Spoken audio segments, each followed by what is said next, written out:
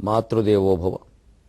నెమ్మది నేలపై బడియు నేత్రయుగమును విప్పినంత మా అమ్మయే, ఆర్ద్రభావమెదనంటగా వాతెరజేర్చి బిల్వ మా అమ్మయే, తెలుగు పుస్తకము నాతురతన్ పుటద్రిప్ప అందు మా అమ్మయే, ఈ ప్రపంచమది అంతయు అమ్మయటంచుదోచెడిన్, ఈ ప్రపంచమది అంతయు మా అమ్మయటంచుదోచెడిన్. ఏబిఎన్ ఆంధ్రజ్యోతి ప్రేక్షక మహాశయులందరికీ నవజీవన వేదం అనే కార్యక్రమంలో 151వ భాగానికి స్వాగతం పలుకుతాం. అర్జునుడు విశ్వరూప సందర్శనం సంబంధించిన అనుభూతిని వ్యక్తం చేస్తున్నాడు. అనాది మధ్యాంతమనంత వీర్యం అనంతబాహుం శశిశూర్యనేత్రం పశ్యామి త్వాం దీప్తహుతాశవక్త్రం స్వతేజసా విశ్వమిదం తపంతం. విశ్వాన్నంతటినీ భగవత్ స్వరూపంగా చూడగలిగితే ఇంత ఆనందంగా ఉంటాం మనం. అర్జునుడు ఇంకా మనకంటే దురదృష్టవంతుడని చెప్పాలి. ఆ క్షణంలోనే ఉన్నాడు ఆయన. తర్వాత ఉన్నాడో లేదో చెప్పలేం. మళ్ళీ అహంకారానికో బాధకో భయానికో లోనైన ఘట్టాలు కొన్ని ఉన్నాయి. యుద్ధంలోనూ ఉన్నాయి, యుద్ధం తర్వాత ఉన్నాయి. ఇంకో జన్మెత్తక తప్పలేదు అర్జునుడికి కన్నప్పగా. మనం ఈ క్షణంలోనే పోగొట్టుకోగలం. అంచేత భగవద్గీత అర్జునుడి కంటే మనకే ఎక్కువ ప్రయోజనం కలిగిస్తుంది. మనం దాన్ని వినియోగించుకోగలగాలి. అనాది మధ్యాంతం, ఇది వరకు చెప్పుకున్నమాట. ఆది మధ్యాంతములు లేనిది ఈ సృష్టి. దానికి శంకరాచార్య వ్యాఖ్యానం చెప్పుకో. ఆది లేదు అంతము లేదు అంటే మధ్యలో ఉన్నా లేనట్టే లెక్క. మొత్తం మీద సృష్టి రహితం మిథ్య. లేని దాని గురించి ఎంత కొట్టుకోవడం అనవసరం. కళ గురించి ఒకవేళ మనం పొద్దున లేచాక కళ గురించి చర్చించుకుంటావో నిమిషం చర్చించుకుంటావు, 2 నిమిషాలు. ఒక కళ్ళే ఇలాగే ఉంటాయి, వెర్రి మాట అంటారు ఎవరో. మంచిది, అయిపోయింది, గొడవలేదు. ఇంకెందుకు? నీకు చెప్పు వస్తుంది ఏమిటి కళ అంటారు, అంతే, అయిపోయింది. జగత్ అంతే, లోకం ఇలాగే ఉంటుంది, జీవితం ఇలాగే. పెద్దవాళ్ళు అనేవారు పూర్వం. అవి మంచి మాట. అది ఇలాగే ఉంటాయి బతుకులు అన్నా కానీ మనం అనుకున్నట్టు జరిగితే దేవుడు ఎందుకే అనేవారు. అయిపోయింది, ఒక దెబ్బతో తీసేసారు. అందుకే వాళ్ళు బోళ్ళు కష్టాలు సుఖంగా అనుభవించారు. అనాది మధ్యాంతం అనంత వీర్యం అనంత బాహుం, అనంతమైన బాహువులు. ఇదివరకు చెప్పిన మాట. శశి సూర్య నేత్రం. చంద్రుడు సూర్యుడు నీకు నేత్రాలు అనిపిస్తోందయ్యా నాకు అన్నాడు. మరి వందే వన్హి శశాంక వందే వన్హి శశాంక నయనం వందే ముకుంద ప్రియం వందే సూర్య శశాంక వన్హి నయనం. విష్ణుమూర్తికి 2 కళ్ళు కాబట్టి సూర్య శశాంక నయనం అన్నారు. శివుడికి 3 కళ్ళు కాబట్టి సూర్య శశాంక వన్హి నయనం అన్న. వన్హి అంటే అగ్ని. ఇంకోటి చేర్చే మొత్తం మీద 3 అయినా 2 అయినా తేజస్వంతమైన పదార్థాలు ఇవే, సూర్యుడు చంద్రుడు అగ్ని. అందుకే తేజోవంతమైన వాళ్ళే రాజులు. రాజతే ఇది రాజా. అందుకే రాజుల వంశాలు ఇప్పటికీ మీరు చూసుకోండి. సూర్యవంశం, చంద్రవంశం, అగ్నివంశం 3 ఉంటాయి. సూర్యవంశ క్షత్రియులు, చంద్రవంశ క్షత్రియులు, అగ్నివంశ క్షత్రియులు. వెలిగే పదార్థాన్ని బురద వంశ క్షత్రియులు, మసి వంశ క్షత్రియులు, బొగ్గు వంశ క్షత్రియులు ఉండరు. పెట్టుకోరుగా, అవి వెలగవు, అంతే లెక్క. మంచిది. లోకంలో దీప్తవంతమైన పదార్థాలు 2 కనపడుతున్నాయే, సూర్యుడు చంద్రుడు. అవి నీకు 2 కళ్ళులా ఉన్నాయి. అంటే ఇప్పుడు మనం సూర్యుడిని చంద్రుడిని ప్రత్యేక ఆరాధన చేయవలసిన పని లేకుండా సూర్యుడు పరమాత్మకు ఒక కన్నెని, చంద్రుడు 2వ కన్నెని అనుకుంటే సరిపోయింది. విశ్వమంతా ఆయనే. అప్పుడు విశ్వమంతా ఆయనే అన్న భావన ఏమవుతుంది? దేనికి దారి తీస్తుంది? ఎంత ఆనందం కలిగిస్తుంది? మనం చేస్తున్న ప్రతి పని ఆరాధనే కదా. జపోజల్పశిల్పం సకలమపి ముద్రా విరచన కతి ప్రాదక్షిణ్యక్రమణం అశనాద్యాహుతి విధికి ప్రణామ సంవేశక సుఖమఖిల ఆత్మార్పణ దృశ సపర్యాపర్యాయస్తవ భవతు యన్మే విలసితం క్రీడార్థం సృజసి ప్రపంచమఖిలం క్రీడామృగాస్తే జనాః యత్కర్మాచరితం మయా చ భవతః ప్రీత్యై భవత్యేవ తతు శంభో స్వస్య కుతూహలస్య కరణం మచ్చేష్టితం నిశ్చితం తస్మాన్ మామకరక్షణం పశుపతే కర్తవ్యమేవ త్వయా ఆత్మాత్వం గిరిజామతి సహచరా ప్రాణా శరీరం గృహం పూజాతే విషయోపభోగరచన నిద్రా సమాధి స్థితి సంచార పదయో ప్రదక్షిణ విధికి స్తోత్రాణి సర్వాగిరః యద్యత్కర్మ కరోమి తత్తదఖిలం శంభో తవ ఆరాధనం. క్రీడార్థం సృజసి శివానందలహరులది. జపోజల్ప సౌందర్యలకరుడు. ఆత్మాత్వం గిరిజామతికి శివ మానస పూజా విధానం 3 శంకరాచార్య రచించినవి. ఈ మూడింటి అర్థాలు మొత్తం గమనిస్తే ఏముందండి, విశ్వమంతా నువ్వే అన్నప్పుడు విశ్వంలో నేను చేసే ఏ పనైనా నీ ఆరాధనే కదా. యతః ప్రవృత్తిర్భూతాని ఏన సర్వమిదం తతం స్వకర్మణాతం అభ్యర్చ్య సిద్ధిం విందతి మానవ. 18వ అధ్యాయంలో పరమాత్మ స్వయంగా ఇదే విషయాన్ని రూఢి చేయబోతున్నాడు. ఇందుకోసమే భగవంతుడు పరమాత్మ అర్జునుడికి అజ్ఞానాన్ని పోగొట్టడానికి అందులో ఉన్నావా ఇందులో ఉన్నావా అని అడక్కయ్యా ప్రత్యేకంగా అన్నిట్లో ఉన్నానని చెబుతున్నాడు కదంటే జుట్టట్టుకు పీకేశాడు అర్జునుడు. చెప్పే వరకు ఊరుకోరా. ఆయనలాగే మనం కూడా అజ్ఞానంలో పడి ఏం చేసాం, ఇందులోనే ఉన్నాడమ్మా, అందులో లేడు, అందులోనే ఉన్నాడు. శుక్రవారం ఇందులో ఉంటాడు, మంగళవారం అందులో ఉంటాడు. శుక్రవారం ఓ చోట మంగళవారం ఓ చోట ఉండేవాడు దేవుడు అవుతాడా? ఈయనకి మంగళవారం ఇష్టం, ఆయనకి సోమవారం, ఇవన్నీ మనం కల్పించుకున్నవే, ఎక్కడా లేవు, ఏ ఆధారాలు లేవు. నాకేం బాధలు కూడా చెబుతా. ఇదో అజ్ఞానం బయలుదేరింది. పైగా ఎంత అజ్ఞానం అంటే నవ్వాలో ఏడవాలో తెలియలేదు. మొన్న మనిషి ధర్మ సందేహం అడుగుతున్నాడు. ఏమిటా, మంగళవారం శివుడు గుళ్ళోకి వెళ్ళకూడదు కదండి అంటే, ఈ అడిగేవాడు కూడా చూడండి, వెళ్ళొచ్చా అంటే వెళ్ళొచ్చో వెళ్ళకూడదో చెబుతా. అది కాదు, వెళ్ళకూడదు కదండి అంటే వెళ్ళకూడదని నన్ను చెప్పమని ఆయన చెప్పేస్తున్నాడు. ఇది ఎలా వచ్చిందండి ఇది? అంటే సోమవారం వెళ్ళడం అనే ఒక ఇష్టం, ఏ రోజు వెళ్ళాలి కాబట్టి సోమవారం ఇష్టం అని ఒకటి చెబితే అది ముదిరి సోమవారమే వెళ్ళాలి అనలోకి, ఇంకాస్త ముదిరి మంగళవారం వెళ్ళకూడదని దాంట్లోకి వెళ్ళింది. చివరికి ఏమైంది ఇప్పుడు? అంచేత సెంటిమెంట్ అనేది పెట్టడమే తప్పండి. అసలు మామూలుగా మనం ఏదో ప్రాథమిక దశ అండి, ఈ దశ దాటాలి, ఆ దశ దాటాలి. అసలు ఈ ఉన్నత దశ గురించి చెబుతూ ఉంటే దాటేవాడు దాడతాడు, లేనివాడు లేదు. కూర్చుంటాడు అక్కడ, కూర్చునేవాడిని కూర్చొనియండి. కృష్ణమూర్తి గారు చెబుతారు, ఏం చేయాలి అడిగితే, ఇక్కడ కూర్చున్నావయ్యా, లేవాలంటే ఏం చేస్తావు, లేస్తావా, ఎలా లేవడం అని అడుగుతావా, ఏమిటి చెప్పేది అంటాడు. లేవడమే. ఎందుకు లేవలేమండి? ఎందుకు లేవలేకపోతున్నాము అంటే మనకిష్టం లేదు. మనకిష్టం లేనప్పుడు ఎంతమంది చెప్పినా లేవం. మనకిష్టమైతే వెంటనే లేస్తాం. ఏదైనా అంతే. అంటే చెప్పవలసింది జ్ఞాన మార్గం ఒక్కటే.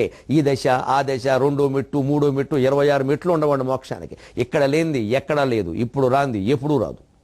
తెలుసుకోవాల్సిందే మనిషి. అక్కలేని వాడు బొమ్మనండి, ఇంకో జన్మ ఎత్తాడు, మనకే జన్మంతా పడతాడు. అంటే ఈ దశలు, సాధనలు ఇవన్నీ కూడా రకరకాల గురువులు, గురుపీఠాలు పెంచుకుందుకు పెట్టే మార్గాలు, కోచింగ్ సెంటర్లు. నువ్వు తలుచుకుంటే ఒక్క క్షణము, తలుచుకోకపోతే 1000 జన్మలు, నీ ఇష్టం. గజేంద్రుడు 1000 సంవత్సరాలు యుద్ధం చేసేయడం అంటే ఈ సంసార జంజాటం వదలడానికి 1000 సంవత్సరాలైనా సరిపోదు. ధ్రువుడు 7 రోజుల్లోనే పరమాత్మను చూడగలిగాడు అంటే నువ్వు తలుచుకుంటే, పట్టుదల పడితే చాలని. 2 కథలు తెలిసిపోట్లా. కంసుడు 16 ఏళ్ళు ప్రయత్నం చేసినా భగవత్ పదార్థాన్ని ఏం చేయలేకపోయాడు. పరీక్షిత్తు 7 రోజుల్లో భగవత్ పదార్థాన్ని పొందగలిగాడు. తెలిసిపోట్లా భాగవత సారాంశం. మనం పరీక్షిత్తు కావాలా, కంసుడు కావాలా? ఇది మనం నిర్ణయించుకోవాలి. కానీ దీనికి ఒక కోచింగ్ సెంటర్ ఉంటుందా? నా దశ ఇదండి, వారి దశ ఇదండి, నా దశను బట్టి మా గురువు గారు ఎప్పటికప్పుడు చెబుతూ ఉంటే, ఈ దశలన్నీ గురువులు పరిశీలించడం మొదలు పెడితే గురువుకు దుర్దశ వస్తుంది.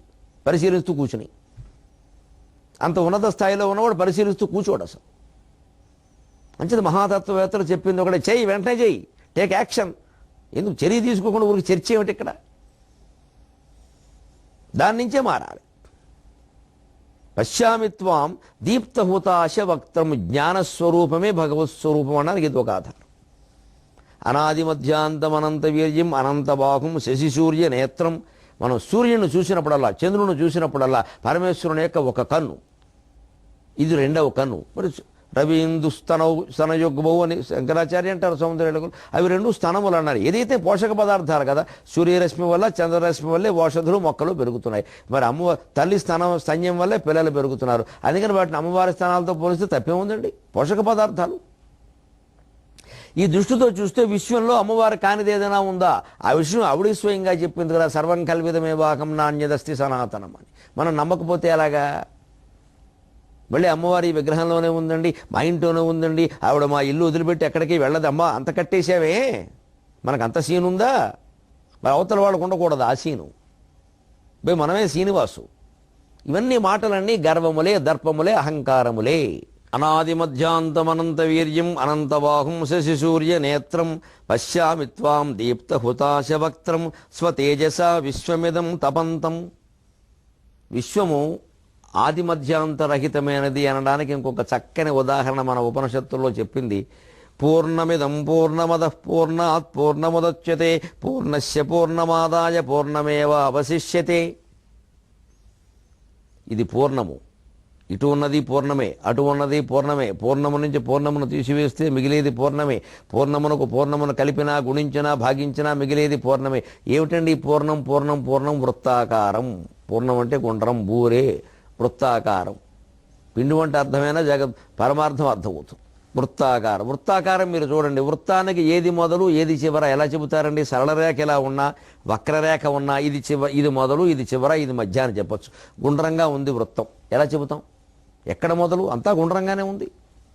పోని ఆ గీసేటప్పుడు చెప్పచ్చు కదండి, వృత్తలేఖిని పెట్టాం, ఇలా ఇలా గుచ్చాం, ఇలా తీస్తున్నాం కదా, ఎక్కడ మొదలెట్టాము అది కదా అంటే, మొదలెట్టినప్పుడు ఇది మొదలు నువ్వు అనడానికి వీలు. ఎందుకంటే దేనికి మొదలు? వృత్తానికి మొదలు. వృత్తం గీయకుండా వృత్తానికని ఎలా అంటావు?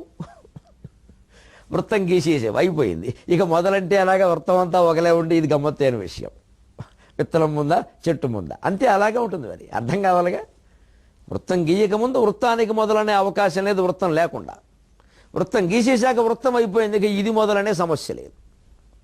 అంచేత అనాది మధ్యాంతం అనంతం వీర్యం అనేక బాహుం శశి సూర్య నేత్రం. ఇప్పుడు చూడండి, పశ్యామి త్వాం దీప్త హుతాశ వక్త్రం. నువ్వు నాకు ఎలా కనపడుతున్నావు అంటే పరమాత్మ జ్వలించేటువంటి అగ్నిముఖంలా ఉందయ్యా నీ తేజస్సు. అంతకంటే పోల్చడానికి పదార్థం లేదు కాబట్టి అగ్నితో పోల్చాడు. కుతోయం అగ్ని అని ఉపనిషత్తులు అన్నట్టుగా ఈ అగ్ని ఎవరు? పరమాత్మ ముందు. ఈయన శక్తి అంత, ఇంకో పదార్థం లేదు. ఏదో చీకటికి అవతల ఏముంది అంటే, తత్వవేత్తలు అంటారు, తత్వశాస్త్రంలో విచిత్రంగా ఉంటుంది. చీకటికి అవతల ఏముంది అంటే ఆ ఉన్నదేమిటో పేరు లేదు కాబట్టి వెలుగు అన్నారు. అది వెలుగని చెప్పడానికి వీలు లేదన్నారు. చీకటికి అవతల ఉందంతే. చీకటికి అవ్వాలని ఎవ్వడు ఏకాకృతి వెలుగును. వెలుగును అంటే చీకటికి వ్యతిరేకం వెలుగు కాబట్టి మనమే వెలుగు అన్నది. వెలుగని కూడా ఏం చెప్పడానికి వీల్లేదు. అది వెలుగుకి చీకటికి అతీతమైంది, సత్యాసత్యాలకు అతీతమైంది, ధర్మాధర్మాలకు అతీతమైంది, సర్వద్వంద్వాలకే అతీతమైంది. మూడోది ఏం లేనప్పుడు ఎలా చెబుతాం? ఏదో చెప్పాలి కాబట్టి వెలుగని సత్యమని అన్నారంతే. చెప్పకపోతే ఎలా తెలుస్తుంది? అందుకోసం గుణిందాలు నేర్పాలనుకోండి పిల్లలకి, కకరకారములక, కకరాకారములక, కకారికారములకి, కకారీకారములకి అని నేర్పుతారండి. అని ఎందుకు నేర్పాలంటే ఎవడు చెప్తాడు? ఏదో దాంతో నేర్పపోతే అలాగా. కాగుణింతం నేర్పేస్తే మిగిలిన ఖ గకారకారములగ, గకారికారములకి, కకారుకారములగు అనడం నేర్పక్కల. అందుకని కాగుణంతంతో మొదలు పెడతారు. అందరూ కాగుణంతో నేర్పి మిగిలిన రాయమంటారు. అందుకని ప్రతిదీ నేర్పుతూ కూర్చోడు. కాతో ఎందుకంటే నేర్పడం అనకుండా పొల్లు నేర్పడం ఇక్క ఏ ఇక్క ఓ ఇక్క ఏ అంటే బిల్లాడు బడికి రాడు, ఎక్కిరిస్తూ కూర్చుంటాడు. ఏదో ఉపాయం ఉండాలో వద్దా? అలాగే ఆధ్యాత్మిక రంగం. నేర్పడానికి విధానం మాట ఉండాలి కాబట్టి ఏదో అంటారు, కానీ అది సత్యం అనుకుందుకు వీల్లేదు.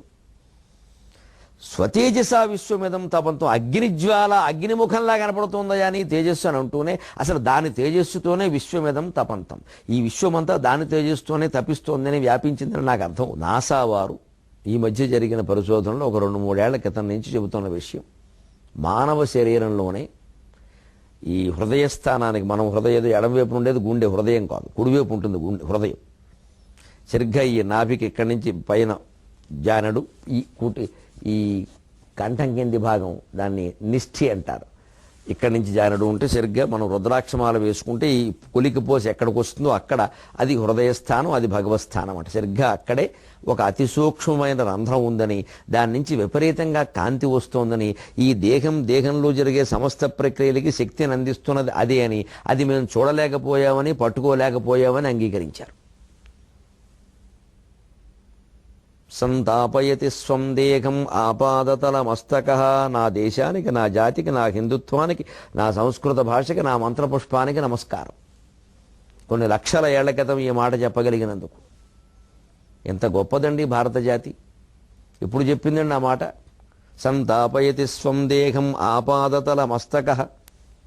ఇవాళ ఎవడో నాసా పీసా గోసా ఏవో పేర్లెట్టుకుని 2 గొట్టాలెట్టుకుని పరిశీలన చేస్తే వాడు చెప్పాక మనం నమ్మడమే. ఇక్కడ వారు చెప్పారు, కర్మ మా కర్మ అలా గాలింది, నాసా వారు చెప్పారని చెప్పాల్సి వస్తుంది.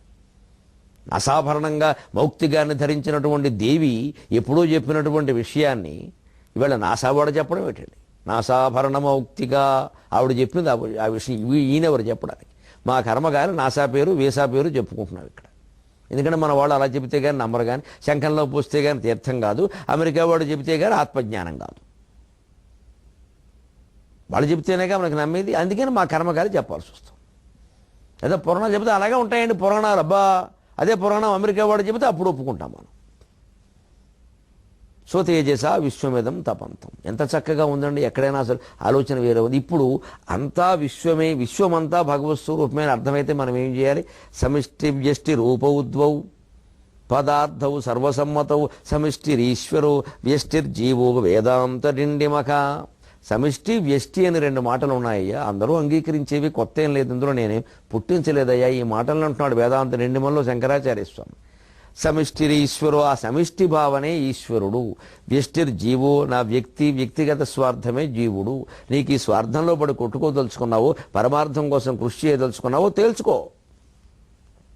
ముందు నీ ఇంట్లో వాళ్ళతో సఖ్యంగా ఉండు, తర్వాత పక్కింటి వాళ్ళతో సఖ్యంగా ఉండు, తర్వాత ప్రపంచం అంతటితో సఖ్యంగా ఉండు. అప్పుడు ఈ యుద్ధాలన్నీ ఆగిపోవా?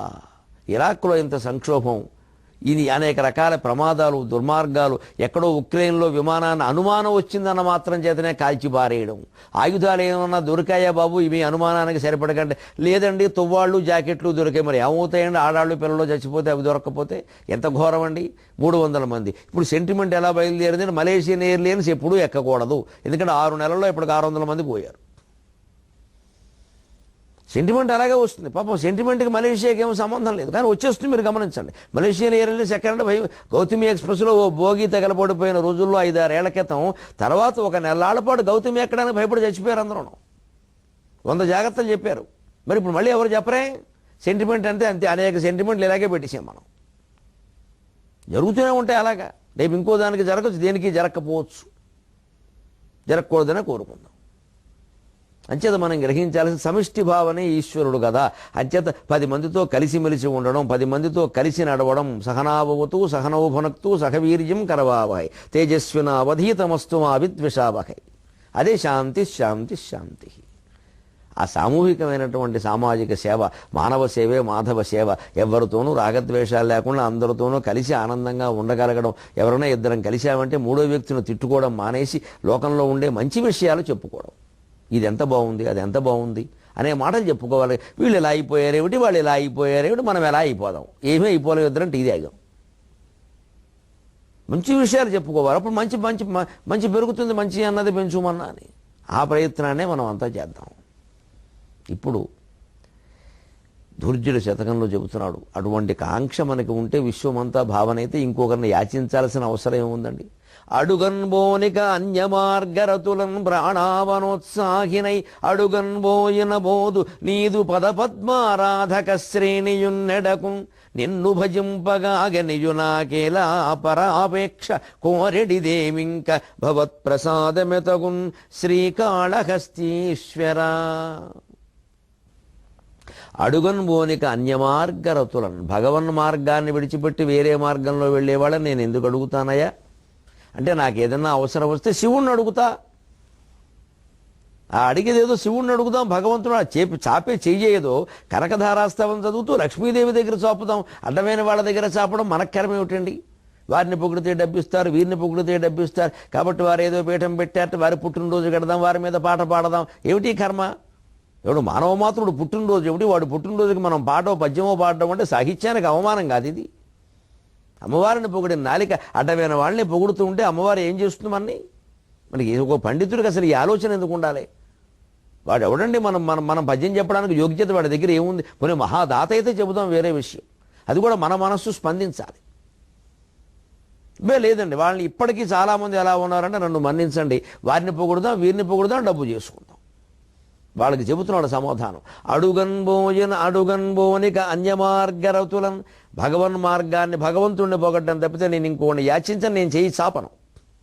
ప్రాణావనోత్సాహినై, చివరికి డబ్బు కోసం కాదు, నా ప్రాణాలు కాపాడుకుందుకు కూడా నన్ను రక్షించమని ఎవరిని అడగను నేను, పరమేశ్వరుని తప్ప. అడుగన్బోయన పోదు నీదు పదపద్మారాధక శ్రేణియున్నెడకు. ఒకవేళ అడగాల్సి వస్తే నీ భక్తులు ఉన్న చోటుకి వెళ్ళి వాళ్ళనే అడుగుతాను. మాతామే పార్వతీదేవి పితాదేవో మహేశ్వర బాంధవా శివభక్తాశ్చ స్వదేశం భువనత్రయం. ఎంత బాగుంటుందండి ఈ భావన. నా తల్లి పార్వతీదేవి, నా తండ్రి పరమేశ్వరుడు, శివభక్తులందరూ నాకు బంధువులే, 3 లోకాలు మా ఇల్లే. ఇదండి ఆనందంగా ఉండాలంటే, నవజీవనం వేదం కావాలంటే ఈ సూత్రం గుర్తుపెట్టుకోండి. యువతరం, మహిళలు ప్రత్యేకంగా. పెద్దవాళ్ళకి ఇప్పటికే తెలుసును, నేను ప్రత్యేకించి చెప్పక్కల. యువతరం, మహిళలు ఈ భావం గుర్తుపెట్టుకోండి. మా అమ్మ పార్వతీదేవి, మా నాన్న పరమేశ్వరుడు. 3 లోకాలు మా ఇల్లే. మా ఇల్లు ఒక్కటే కాదు. ఆ ఇంటి క్షేమం, ఆ ఇంట్లో వాళ్ళ క్షేమమే కాదు నాకు కావలసింది, దేశమంతా బాగుండాలి. అప్పుడు మనం ఉద్యోగం బాగా చేయం, వ్యవసాయం బాగా చేయం, వ్యాపారం లాభసాటి మన లాభం కోసం కాకుండా జాతి లాభం కోసం చెయ్యం, దేశం పరువు నిలబెట్టే విధంగా చెయ్యం. అడుగన్ బోని కన్యమార్గరతులను ప్రాణావనోత్సాహనే అడుగన్ బోయిన బోధు నీది పదపద్మారాధక శ్రేణియున్నెడకం. మీ వాళ్ళని అడుగుతాను అవసరమైతే, నేను శివభక్తులను అడుగుతాను నాకంతగా అవసరమైతే. నిన్ను భజింపగా గనియు నాకేలా పరాపేక్ష. స్వామి నీ సేవ చేసుకుంటూ ఉన్నవాడు నాకు మళ్ళీ ఇతరులతో పని ఏమిటయా? మంచిది, అడిగేదేదో పరమేశ్వరుని అడుగుదాం. ఎలా అడగాలి? దానికో చమత్కారమైన శ్లోకం ఉంది. ఒక ఆయన అడిగట, శివుడు ప్రత్యక్షమయ్యాట, కోరుకోమన్నాడు. అనాయాసేన మరణం వినాదైన్యేన జీవనం దేహిమే కృపయా శంభో త్వయి భక్తి వచాంచలం. స్వామి 3 వరాలు అడుగుతున్నాను. అడగబోయా, దానికి ఏముంది, 3 కళ్ళునే నాకు 3 వరాలు ఇస్తారన్నట్టు. అనాయాసేన మరణం, నేను చనిపోయేటప్పుడు ఎటువంటి ఇబ్బంది పడకుండా కార్తీక సోమవారం నాడు శుభ్రంగా మధ్యాహ్నం ఉపవాసం చేశాక రాత్రితో ఇంత పిండి పదార్థం తిన్నాక సుఖంగా పడుకుని నమశివాయ నమశివాయ అనుకుంటూ నన్ను తీసుకెళ్ళిపో, తెల్లారు లేవక్కలా అంటే సరే బాగుంది. రెండోది ఏమిటన్నాడు, మొత్తం 3 చెప్పు, తర్వాత చెబుతా అన్నాడు. వినాదైన్యేన జీవనం, జీవితం అంతా ఎటువంటి దీనత్వం హీనత్వం దారిద్ర్యం బాధ లేకుండా గడవాలి. శివుడు ఆశ్చర్యపడమ్మ బాబు, 2 వరాల్లో మొత్తం ఫిట్టింగ్ పెట్టి హెడ్. జీవితం అంతా ఎటువంటి బాధ లేకుండా, దీనత్వం లేకుండా, హీనత్వం లేకుండా జమీందారీగా గడిచిపోవాలా. శరీరానికి మనస్సుకి ఎటువంటి దుఃఖము వద్దా అంటే వీడు కూడా నేను ఉండాల్సిందే. ఆ పైన పోనీ మరణంలోనే ఏమైనా ఒప్పుకుంటాడంటే కుదరదా, నెత్తట్లో తీసుకెళ్ళిపోవాలా తెలియకుండా. మరి 3వది ఏమిటి నాయనా, అప్పుడైనా నన్ను బతకనిస్తావా, పార్వతీదేవితో కాపురం చేసుకొనిస్తావా అంటే పెద్ద విషయం కాదు. తేహిమే కృపయా శంభోత్వయి భక్తి మచాంచలం, నీ ఎందు నాకు అచంచలమైన భక్తినిమ్మన్నట్టు. ఇప్పుడు శివుడు నవ్వాడు. చాలు, ఓ పని చేయి, నేను 1 ఇస్తున్నాను, 3 ఇవ్వను. అదేమిటండి 3 ఇస్తా అన్నారు, నేను 1 ఇస్తున్నా, ఆ 1 ఏమిటో చెప్పండి అన్నట్టు. త్వయి భక్తి మచాంచలం అన్నావు కదా, భగవంతుని యందు అచంచలమైన భక్తి నీకుండేలా వరం ఇస్తున్నా. మరి మిగిలిన వివరా అంటే వెర్రివాడా, ఇది ఉంటే ఆ 2 వస్తాయిరా అన్నట్టు. భగవంతుని యందు అచంచలమైన భక్తి మనకున్నాక, నిరంతరం మనస్సులో నమశివాయ నమశివాయ నమశివాయ అన్నాక, అసలు మన అనుమతి లేకుండా యమధర్మరాజు మన దగ్గరికి వస్తారండి. కాలద్వార కవాట బంధనము ముందు చూస్తాం. శివనామం ఎటువంటిది వస్తాడో అది మన చేతిలో ఉన్నట్టే. ఇక వినా దైన్యాన జీవనం, నిరంతరం భగవన్నామస్మరణ చేసేవాడు జీవితంలో దైన్యం ఎందుకుంటుంది? అసలు సర్వం భగవత్ స్వరూపంగా భావిస్తున్నాం. వచ్చిన కష్టాన్ని తేలిగ్గా నామస్మరణ అనేటువంటి వైద్యంతో తట్టుకుంటున్నాం. అంచేతన శివుడు ఏమన్నా ఈసారి తెలివితేటలు నావే అబ్బాయి, ఇదివరకు నువ్వేదో గొప్ప 3 వరాలు కోరేవని కంగారు పడుతున్నా, ఇప్పటికే అడిగిన వరాలు అన్నీ ఇస్తున్నారంటూ మీ అమ్మగారు నన్ను ఆక్షేపిస్తున్నారు, లోకు మొగుడు కింద జమ కట్టేశారు నాయన, అంచేత ఏం అక్కర్లేదులే, నీకు 1 ఇస్తున్నాను, కానీ ఆ 1లో అన్నీ ఉంటాయిరా అబ్బాయి. అచంచలమైన భక్తి ఉన్నాక మరేమిటండి, అడగడంలో తెలివి ఉండాలి. అంతేకాదు, అడగడంలో తెలివే కాదు, అడిగిన దాన్ని లేదనడంలో కూడా తెలివి ఉండాలి. సంభాషణ నైపుణ్యం. ఓ బిచ్చగాడు ఓ ఇంటికి వెళ్ళాట, మాదాకవడం తల్లి అన్నట్ట. మా ఆయన ఎక్కడైనా కనపడ్డాడు, ఆయన తెలివితేటలు. మరి ఇది చమత్కారం. మేము పేదవాళ్ళం, మేము లేనివాళ్ళం, మేమే కనపడ్డామా పొద్దున్నే, అందరికీ ఊళ్ళో అందరికీ మేమే చచ్చిపోతున్నాం దరిద్రంతో, ఈ దరిద్ర కొట్టు మొహాలు ఒకటి ఇన్ని తిట్టక్కర్లేదు. మాదాకవడం తల్లి అనగానే మా ఆయన ఎక్కడైనా కనపడ్డాడా అని అంటే అర్థం ఏమిటి? ఆయన ఇదే పనిలో ఉన్నాడు. ఎందుకని? ఒక అడుక్కునేవాడిని ఇంకో అడుక్కునేవాడి గురించి అడుగుతారు. ఎప్పుడు ఒక 10వ తరగతి విద్యార్థి కనపడకపోతే పక్క విద్యార్థి 10వ తరగతి వాడిని అడుగుతారు. ఎన్ఎస్ మాస్టర్ కనపడకపోతే పిఎస్ మాస్టర్ని అడుగుతారు. ఫిజికల్ సైన్స్, న్యాచురల్ సైన్స్, వారిద్దరూ జంట కవులు. పెద్ద తెలుగు మాస్టర్ కనపడకపోతే చిన్న తెలుగు మాస్టర్ని అడుగుతారు. లెక్కది. డ్రాయింగ్ మాస్టర్ కనపడకపోతే క్రాఫ్ట్ డ్రిల్ మాస్టర్ని అడుగుతారు. వీళ్ళిద్దరూ నాన్ టీచింగ్, అదో గ్రూపు. అదేదో ఉంటాయి కొన్ని. డ్రాయింగ్ టీచింగ్ అని డ్రిల్ ఉంటుంది, క్రాఫ్ట్ ఉంటుంది. వీళ్ళందరూ నాన్ టీచింగ్ వాళ్ళని అడుగుతారు. మేమంతా నాన్ టీచింగ్ స్టాఫ్ కదండి, మీకు తెలిసి ఉంటుంది. అంటే ఏదైనా ఎవరైనా కనపడకపోతే మనం ఎవరిని అడుగుతాం? తత్సంబంధమైన మనిషినే అడుగుతాం, సంబంధం లేని వాళ్ళని అడగం కదా. అంచేతను మా ఆయన ఎక్కడైనా ఉన్నాడా అని ఎవరిని అడుగుతారు? అలాంటి వాళ్ళనే అడుగుతారు. అంటే మా ఆయన కూడా మీలాంటి వాడే నాయన, ఆయన భిక్షాటనకి వెళ్ళాడు, ఆయన ఎప్పుడో 1 గంటకు వస్తాడు, ఆయన ఏదైనా గిద్దెడు మెతుకులు తెస్తే నేను అందులో ఏదో వండుకుని తిని మేము తిన్నాక ఏమన్నా ఉంటే నీకు పెట్టాలి, కానీ మేము మానేసి పెట్టలేం కదయ్యా, తనకు మాలిన ధర్మం ఉంటుందా, మొదలు చెడ్డ బేరం ఉంటుందా? ఇంత భావాన్ని ఆ ఇల్లాలు ఒక మాటలో పెట్టింది. అంచేత మా ఆయన ఎక్కడైనా కనపడ్డాడంటే ఆయన ఇంకా ఇంటికి రాలేదు, ఆయన రాకుండా నీకెలా భిక్షాటన పెడతాం?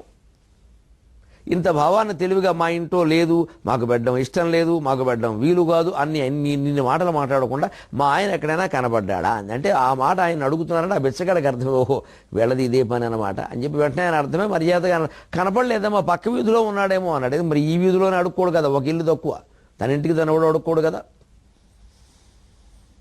పక్క వీధిలో ఉన్నాడేమో చెబుతానులేమమ్మా, చెల్లెమ్మ జాగ్రత్తగా కాపురం చేసుకో, పాపం ఎలా చేసుకుంటున్నావో ఏమిటో బిడ్డలు తల్లివి పాపం, మీ ఆయన బిచ్చగాడంటే మాట అలా అర్థమైపోయింది. దీనివల్ల 2 ప్రయోజనాలు. ఒకటి, ఆయన ముందు పంపించడం జరిగింది మర్యాదగా. రెండోది, మళ్ళీ ఇంకా రాడు, ఎందుకు వస్తాడు, బోర్డు ఎట్టినట్టు అయింది, ఇక్కడ ఇది బిచ్చగాడ ఇల్లు అని చెప్పేశారుగా.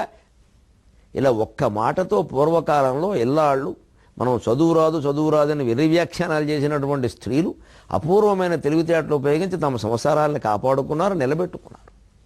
ఇవాళ పిల్లలకి విద్యా విధానంలో ముఖ్యంగా ఈ సామెతలు చేర్చాలి. నేను అందుకే ఈ భాగాలకి ఎంత గంభీరమైన ఆధ్యాత్మికతను బోధించే భాగాలని వీటిలో ఆ 3వ భాగంలో ఏదో ఒక సామెత, ఏదో ఒక జాతీయం చూపించి తెలుగు భాష ఔన్నత్యాన్ని తెలియజేసే ప్రయత్నం చేస్తున్నాను. ఎందుకంటే ఇవి సామెతలు, ఈ జాతీయాల పిల్లలకు తెలిస్తే ఇవాళ ఆధునిక జీవనం వేదం అవుతుంది, నిజంగా హాయిగా ఆనందంగా ఉంటారు వాళ్ళు. మాట్లాడే విధానం, మన లోపాన్ని మనం అంగీకరించగల ఇలా కాస్త నర్మగర్భంగా చెప్పొచ్చు. ఇలాంటి సంభాషణ నైపుణ్యాన్ని కూడా పిల్లలకు మనం అలవాటు చేద్దాం. సరే, జీవితంలో అన్ని విధాలా తట్టుకుందుకు అవసరమైన నైపుణ్యాలు మనం నవజీవన వేదం ద్వారా 150 భాగాలుగా అందిస్తూనే ఉన్నాం. మళ్ళీ 23:30 గంటల్లో కలుద్దాం. అంతవరకు తెలుగులో మాట్లాడదాం.